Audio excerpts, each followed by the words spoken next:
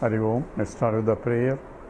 Om Samasta Jana Kalyani Niratam Karunamayam Namami Chinmayam Devam Sadgurum Brahma Viddaram Vasudeva Sutam Devam Kamsachanura Mardhanam Devaki Paramanandam Krishnam Bande Jagadgurum Tvameva Mata Cha Pita Tvameva Tvameva Bandhusya Sakha Tvameva Tvameva Vidya Dravidam Tvameva Tvameva Sarvam Amadeva Deva Tvameva Sarvam Gurudeva Deva.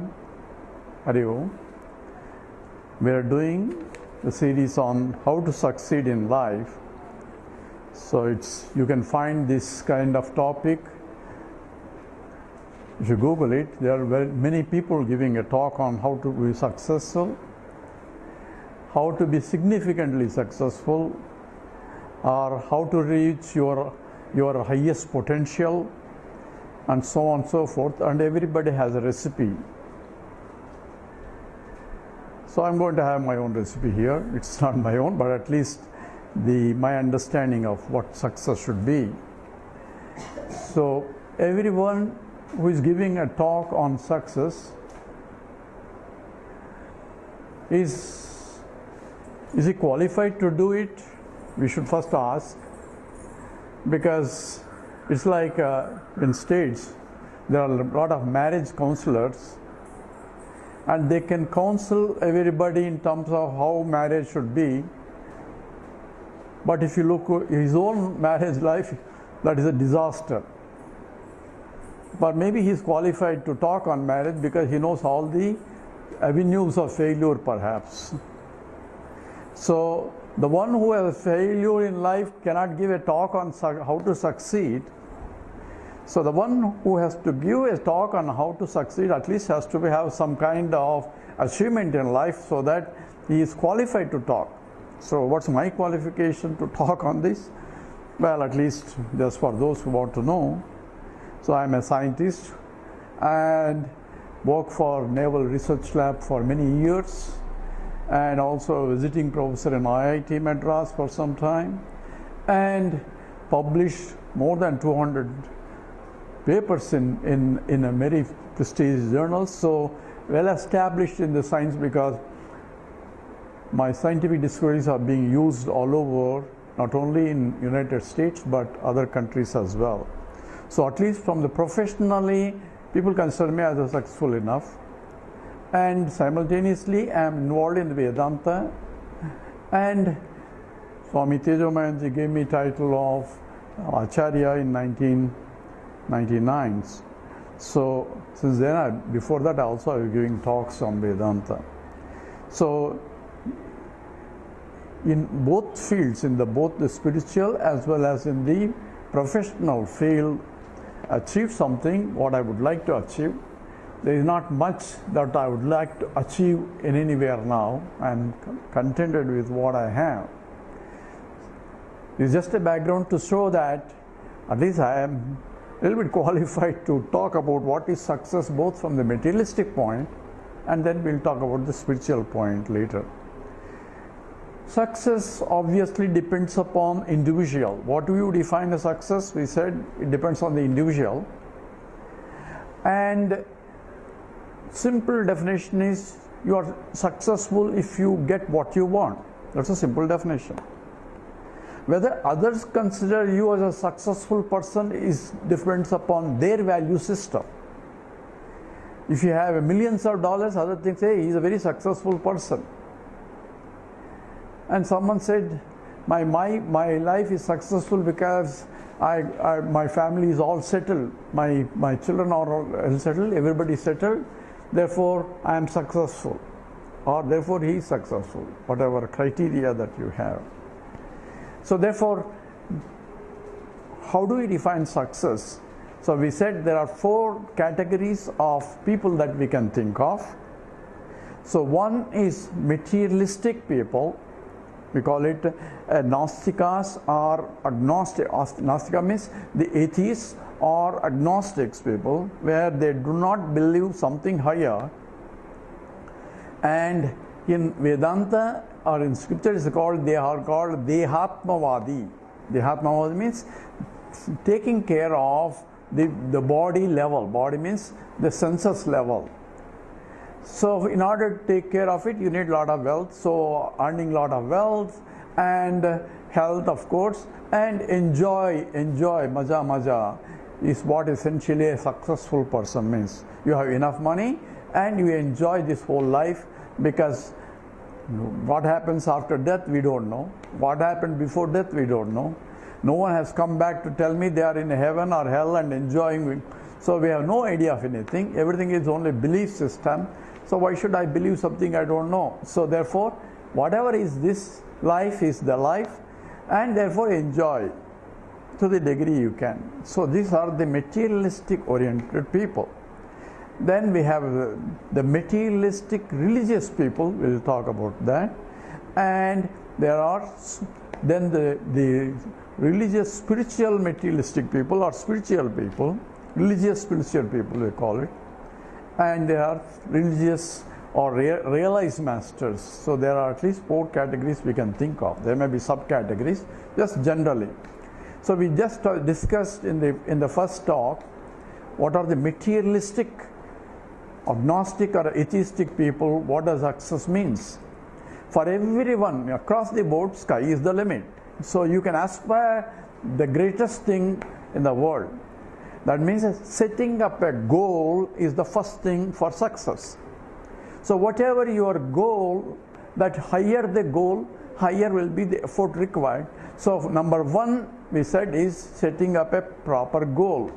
I want to do this. I want to get first class. I want to become the richest person. I want to get million. I want to build a big beautiful house. All whatever I want is my goal that I set it up. That is first goal. Establishing a goal, clear. Then visualizing yourself that you are going to get that goal. That means it's called the self-hypnosis. A self-hypnosis is required in order to set the mind in the direction of the goal itself, so that the mind doesn't get distracted by anything else. And that becomes an ingredient for success also. So visualization of the goal as though you are going to have that goal and you are going to enjoy it. So even though you don't have it, you are essentially putting the mind in the direction and setting the mind, establishing all that. That becomes a goal setting. And the second aspect is what are the means to achieve the goal. So that also has to be proper. So there are types of, if there is one goal, there are many paths towards the goal. And if I want to be successful without having any other problems in the process, then I had to succeed without stepping over on other people, or I had to succeed within the limits of the law.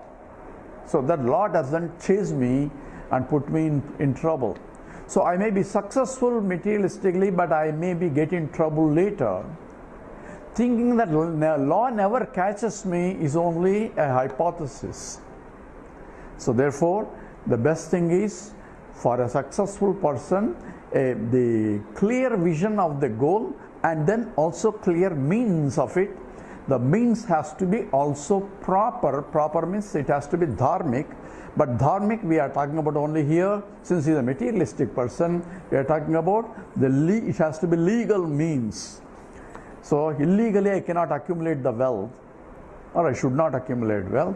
Even if I try to accumulate, the law will catch me one day, and then I will be real problem. So, and the best thing is to do by legal means. That is essentially a process involved. And the third requirement, first the goal and the means, and the third one is the internal discipline that is required in order to accomplish the task. So I had to regulate my work ethics as well as my own discipline of the body, mind and intellect to gain that, to suit, so that I am qualified to achieve that one, even to travel in that means. So therefore, internal discipline, the physical discipline, physical, mental, emotional, and intellectual discipline are essential ingredients for a success also. And the fourth, of course, is the effort required. So a persistency is required. So there is one, someone said, everything we can learn from the nature. Because everyone is a teacher, says. So what can I learn from a mosquito? So how persistent it is in order to get what it wants. It has a goal. Don't say it doesn't have a goal. It has a goal, but it's persistent. Whatever you do, it will be back on you in order to get what it wants. That is what is persistent. Someone asked, what's the big deal about a ghost? Ghost is, it is a consistent. One is persistent, another is consistent. So consistent and persistence are essential ingredients in order for me to achieve that goal. So how do I get energy to it? It says, in fact, the goal itself will give you the goal provided you have a love for that goal. So loving the goal becomes an important ingredient to establish the discipline and everything else in order to do it. When I love that one, everything has to fall in that. And that is essentially the essential ingredients in order to succeed. But there are problems that come in between, that are called obstacles in the success. So obstacles can be coming from things that are beyond my control, that is from the environment, number one, and number two, that is from the people. Because not only I want to be successful in that, other people also will be competing for that. So I have to excel them in order to achieve that. So competition becomes a part of the problem. And they may go into illegal means in order to achieve it.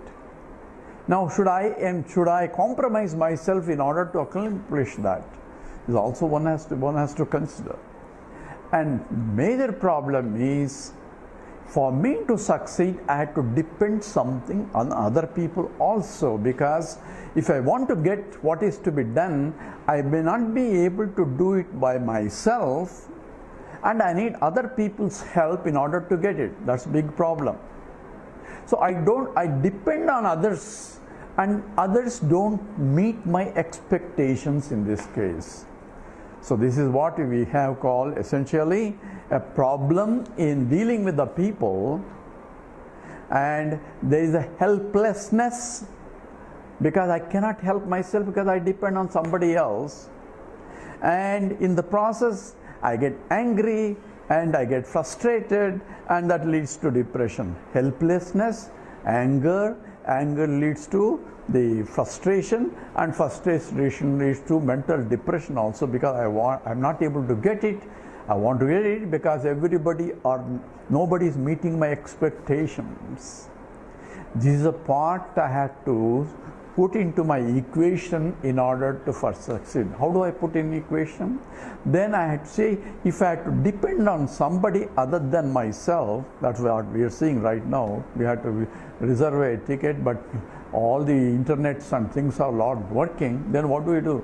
You have to have a plan A, plan B, plan C, plan D in order for us to succeed. And if nothing is available, then that itself is, then you have to make a plan, change completely the plan itself. Because whenever I have to depend on something other than myself, then there is always a problem that comes. If I can handle it, then handle it. If there's something beyond my control, then I had to go around it. There's a statement how the river goes and tries to go towards the ocean. What is the river is trying to do? So that's why Ajya dharaya srotasa samam sarala chintanam viralatah param. This is from the Upadeshasara by Bhagavan Ramana Maharshi. It should be Ajya dharaya. This may be for materialistic, for spiritual also. He's talking about spiritual, but at least we can apply for materialistic. So Ajya dharaya means like a flow of ghee, and Srotasa means like a river flowing towards the ocean. So when Ajyadharya, the two examples are given to illustrate two aspects of it. Ajyadharya means like a flow of a ghee. Ghee means once it sticks, because it's oily. So it is emphasizing the sneha bhava, means love towards the goal is important in order to succeed. When you love something, then your effort somehow, somewhere, the things will fall in place. So that's why some people want to become a greatest dancers or some greatest musicians, and keep on being effort. Appropriate teacher and appropriate environment will come slowly, slowly. It may be difficult. It will come as long as you have a love towards the goal. The goal itself will set you, the environment and opportunities become available for you in order for you to reach your goal. That is the what is called Daivam part, which you may not believe it, but that's what happens also. So goal itself will provide. The human relationship becomes an important in success if you depend on somebody other than yourself. Some people are very good in the human relationships. An example that I have read in the internet is also is D.R.D. Tata example, and he has many people working, and he depended on somebody to finish the job. Some lady who has to do the work, and she has to do overtime work in order to get the things done, otherwise the things will not be. And she's ready to do it, but she has a problem. What's the problem? Says, I had to go to school and collect my son and come home, and I have mother, I had to take care of that, and I had to leave the office for that. So the artist said, don't worry, it will be taken care of, you concentrate on the work. So with the faith in the boss, she continued saying that her problem will be taken care of. And when she went later, after finishing her job, and went home and discovered the child is already home, sleeping properly and all that. She said, how did you come? So one uncle came and he convinced my teacher, and the teacher, they sent me with that uncle, and uncle took care of me, put me to food and this, and he just left. So who is that uncle? He said he is J.R.D. Tata. So the whole boss himself took pains to go to school, take care of the baby, and leave the house, leave the baby after feeding, went back, because he knows that the mother is working and she has to work, and so that he can do this job so that the mother can finish her job. That is what is called a leadership also. So one should be a good leader if I am going to depend on something other than myself for my success. That's a part of the success.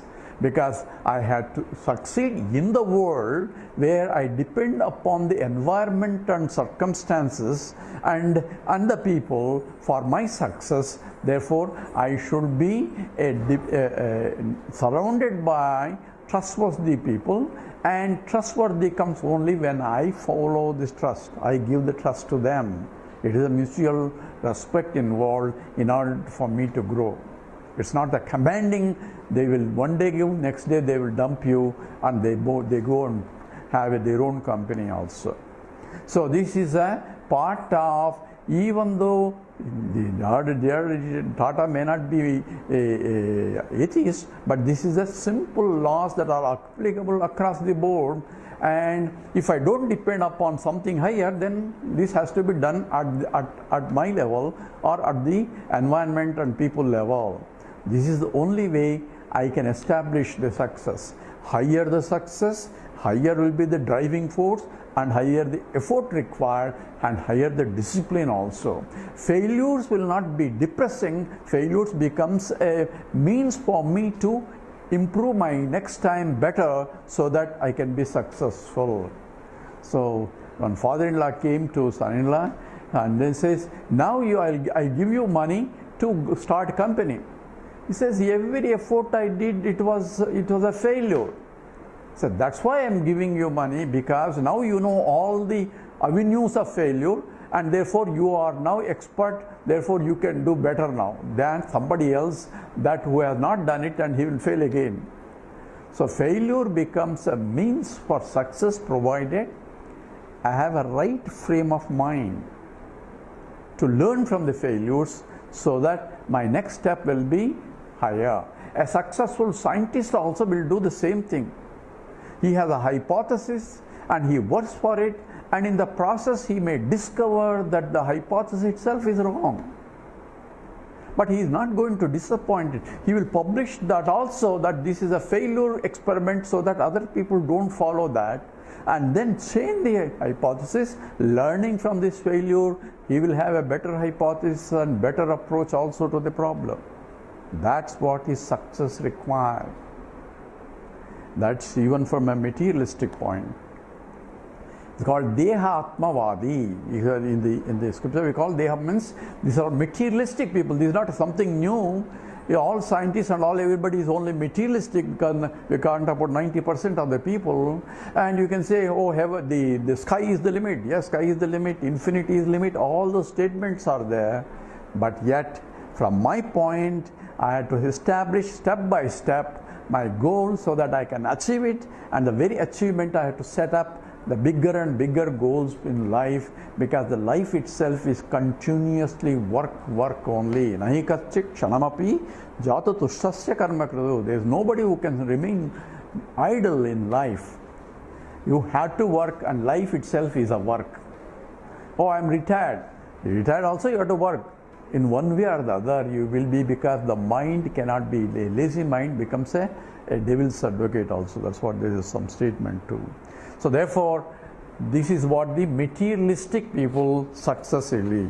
Now we go into the next set of people, essentially materialistic religious people now. Who are the materialistic religious people? They do believe now, they are not atheists, there's a God who is really gives the fruits for my work. So it's called Karma Paladata. So why Karma Paladata? Because this is a creation, number one. And the laws were that I have no control, like gravitational force. So you can think of so many laws that a scientist discovering laws. Scientist doesn't invent a law. These are there in the nature already, and he has to discover. Discover means removing the cover. That's what discover is. So removing the cover means it is there, but it's blocked by some cover which is called ignorance. That's what our Vedanta says. Knowledge is eternal, that you are removing the cover, and therefore it is essentially discovering what is already there. But you need a proper means of discovering, because cover cannot be removed by any other way, because it's a knowledge. Appropriate method of discovering is required. A physicist has to use the physics principles in order to discover. He may be chemist cannot be able to do what the physical discovery of the physics, because his mind is not trained to discover, remove the cover. So appropriate, called pramana, appropriate means of knowledge is required for knowledge. So essentially the materialistic religious people have a clear understanding, at least some understanding, that this is a creation, there is an Ishvara. So you have three components here, the Jiva, Jagat and Ishvara, called triangular format, where this is, I perform an action, the results are given by the Ishvara, because they are something beyond my control. What in the materialistic also will have the same problem, but he will try to get around it by self-effort to the degree. Otherwise he has to give up. Whereas in this case, a materialistic people, the religious people, this is, there is something that give the results, that is higher intelligence is there. So what happens? I run to the temple, I go to this one and I go to that, and what do I do with the God? God is only a means for me to get something that I want. So I have a goal in mind. I rush to the God also, just in case, and to be in the good list, so that I do whatever the prayer and in order to accomplish the task. Does the prayer help or not is a separate question that we will address later. But he is a a religious person, materialistic, what I want is only material, but he is also materialist. So all the rituals that he performs to get this and to get that, there is a sankalpa for every ritual. Why am I doing this puja? Says I am doing this, and he gives complete address of, because he doesn't want the result to go somebody else, so he gives his name, and his address is according to the religious. This one is gotram. Gotram is, I am coming from this family, I am this son of so and so, and I need to follow that. So all that is being in the sankalpa. Forever he is doing, performing an action, but for some material benefit itself. It can be health, it can be wealth, it can be some success. So before he gets into the action, he performs a puja, or after the action he goes to the temple and does puja. So therefore this person is thinking that his bhakti is towards that one. What does it do? How does it differ from a Nastika versus the Astika? Astika means one who believes in God, other doesn't believe in God. In terms of the effort and all that, exactly identical. The goal may be the same, and the effort has to be required. Everything is required.